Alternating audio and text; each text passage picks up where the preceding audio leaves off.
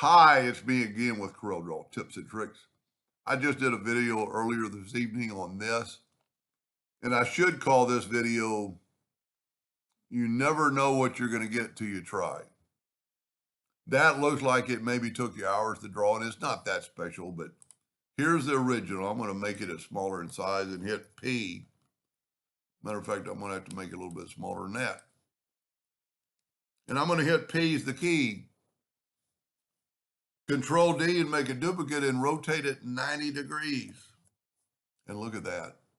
Now that would be cool enough on itself, but if we take this and weld it, and this is one of the reasons I wanted to make the video on this particular one, is how to change the rectangle to make it fit where you want it to fit.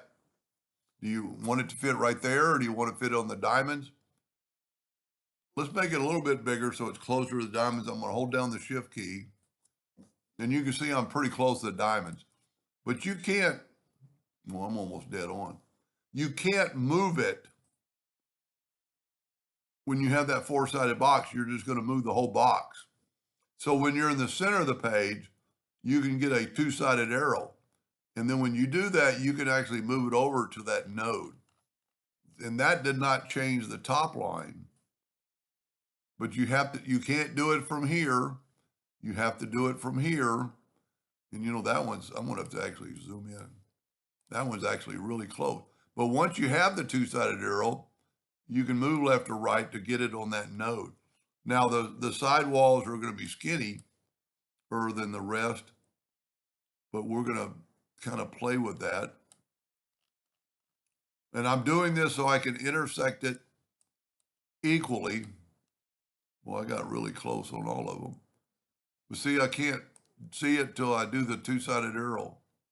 Now, the other one is welded, so I've got two pieces, two objects. Intersect it. Move it over there.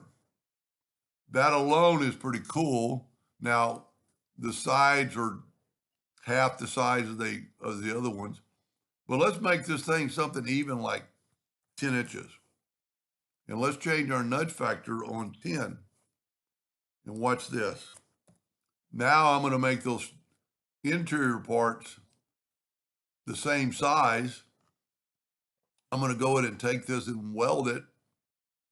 And then I'm going to Control D that and mark it, move it down. And I could have as many of these I wanted and weld that. And now your interior lines are the same thickness as all the other lines. Now the exterior ones, but you could do anything you wanted to here and crop that out. And you could just keep going. Let's turn this one yellow. Take away the outline. Let's bring in a black box. And I know some of you that watch a lot of my videos are probably saying, Doug, quit doing patterns. But you never know what you're going to get till you try it. I mean, that looks, I mean, if you looked at that, you know, what are you seeing? Anyway, hope that gave you an idea or two, and thank you for watching.